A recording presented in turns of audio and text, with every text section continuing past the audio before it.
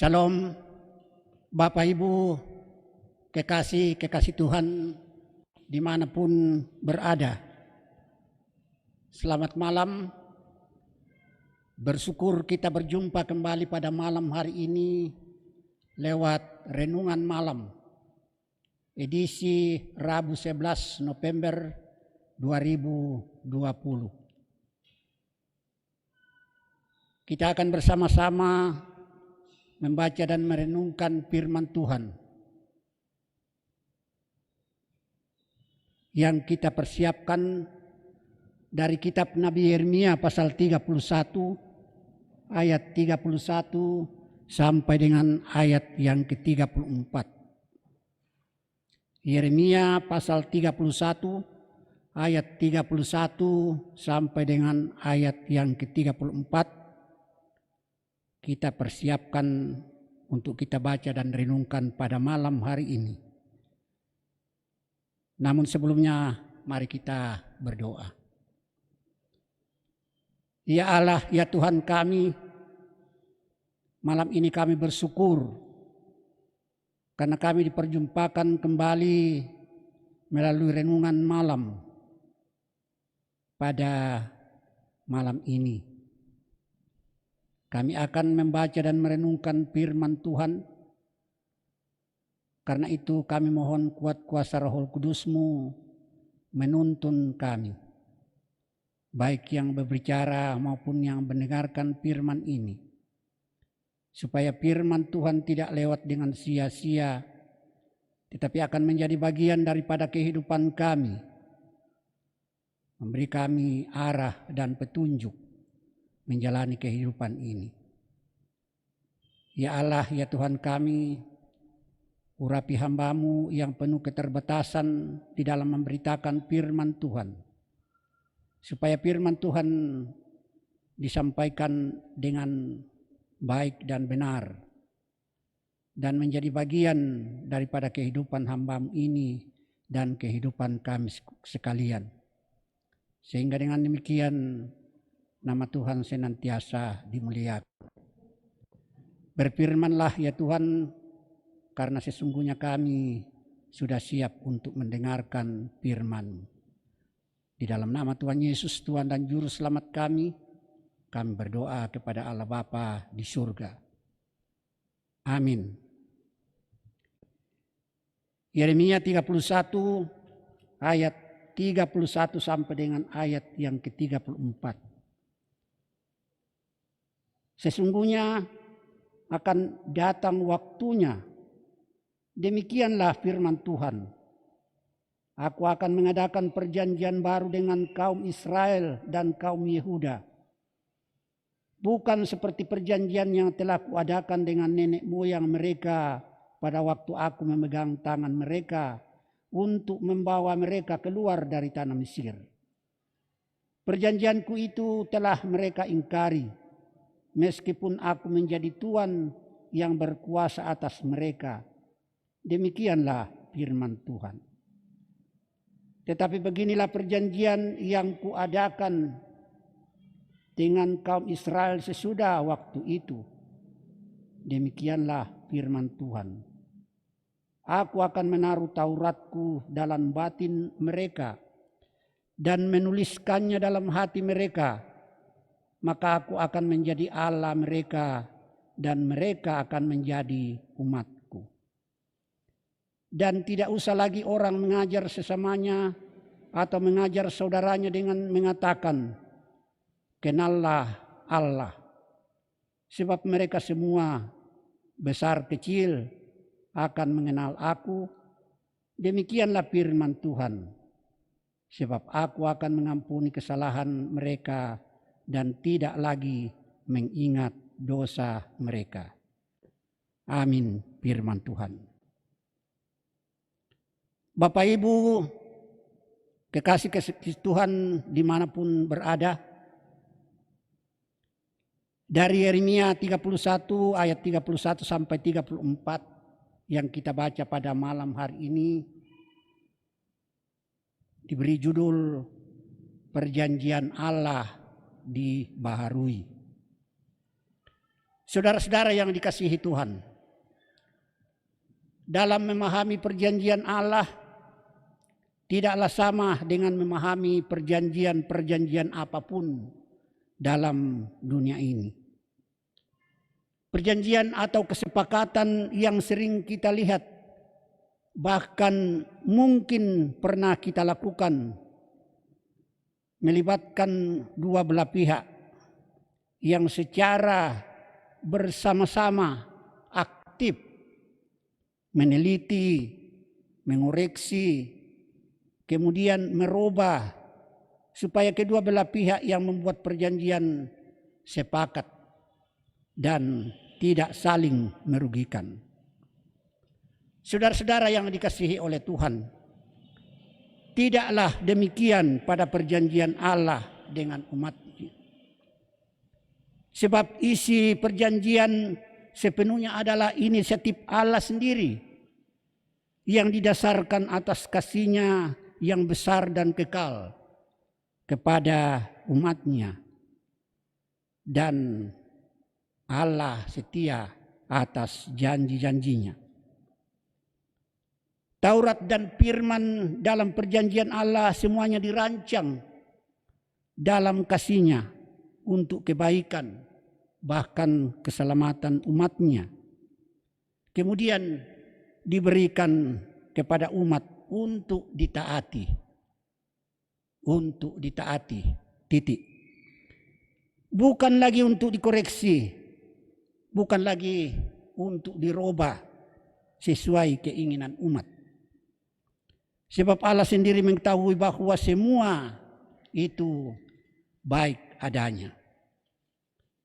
Saudara-saudara yang dikasihi Tuhan, Allah telah menetapkan bangsa Israel sebagai umat pilihan-Nya. Dalam penetapan itu, Tuhan membuat perjanjian dengan umat-Nya bahwa Tuhan akan menjadi Allah segala kaum keluarga Israel dan mereka akan menjadi umat-Nya. Kita bisa baca di dalam perikop kita pada malam hari ini dari Yeremia 31 di ayat 1b. Dan ketika Allah berjanji membebaskan umat-Nya dari perbudakan di Mesir, Allah setia melaksanakan janji itu. Sekalipun Firaun yang kala itu adalah Raja Mesir menghalang-halangi pembebasan umat-Nya dari perbudakan.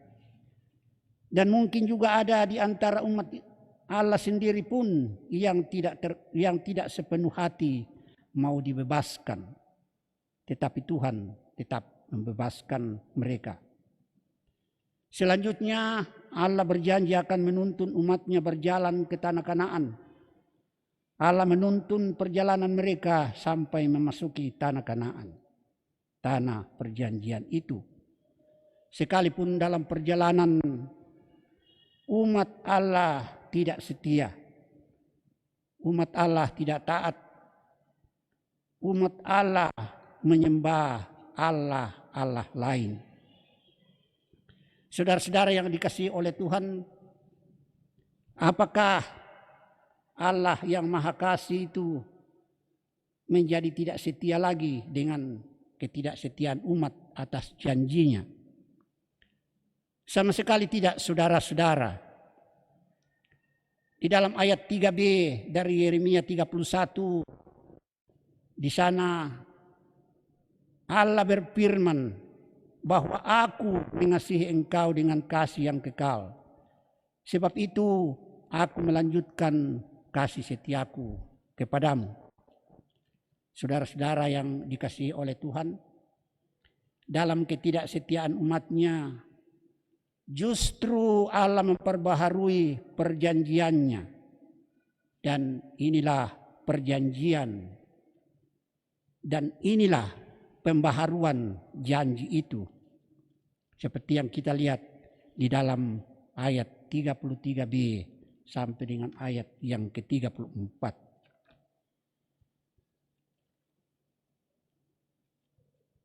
Aku akan menaruh Tauratku dalam batin mereka dan menuliskannya dalam hati mereka. Maka aku akan menjadi Allah mereka dan mereka akan menjadi umatku. Ayat 34. Dan tidak usah lagi orang mengajar sesamanya atau mengajar saudaranya dengan mengatakan, kenallah Tuhan. Sebab mereka semua besar kecil akan mengenal aku. Demikianlah firman Tuhan. Sebab aku akan mengampuni kesalahan mereka dan tidak lagi mengingat dosa mereka. Saudara-saudara yang dikasihi oleh Tuhan, pembaharuan janji Allah yang dinubuatkan Nabi Yeremia ini telah digenapi dalam Yesus Kristus melalui pengorbanannya di kayu salib, melalui kematian dan kebangkitannya. Karya penyelamatan Allah di dalam Yesus Kristus membuka jalan bagi umat Tuhan memperoleh pengampunan dosa. Bukan hanya bagi bangsa Israel saja, melainkan bagi semua orang yang percaya kepadanya. Sebab sebagaimana bangsa Israel berkali-kali melanggar perintah Tuhan, kita juga di dalam menjalani kehidupan sering tidak taat pada perjanjiannya, bahkan meragukannya. Saudara-saudara yang dikasihi oleh Tuhan, perjanjian baru menjadikan hati setiap umat Tuhan menjadi baru. Hati yang telah diisi oleh Taurat atau firman Tuhan, dan hati yang memungkinkan hidup setiap orang percaya menjadi hidup baru. Hidup baru hendaknya memotivasi kita berjuang melawan dosa serta mentaati Taurat atau firman Tuhan. Karena Dia adalah Allah kita dan kita umat-Nya. Marilah kita lebih bersemangat lagi untuk bersaksi tentang kebaikan Tuhan. Melalui pikiran, tutur kata, dan perilaku kita. Serta terus menyatakan bahwa tidak ada Allah lain yang kita sembah selain Allah yang penuh kasih, setia dalam janji-janjinya, dan yang telah memilih kita menjadi anak-anak-Nya. Saudara-saudara yang dikasihi oleh Tuhan, dosa dan ketidaktaatan kepada Allah sungguh-sungguh menghalangi kita menikmati kasih-Nya, kasih yang kekal di dalam Yesus Kristus. Karena itu nikmati kasih-Nya dalam ketaatan kepada Tuhan. Tuhan dimuliakan dalam Yesus Kristus, dan Roh Kudus senantiasa menuntun dan memampukan kita senantiasa hidup dalam ketaatan kepada Allah. Amin.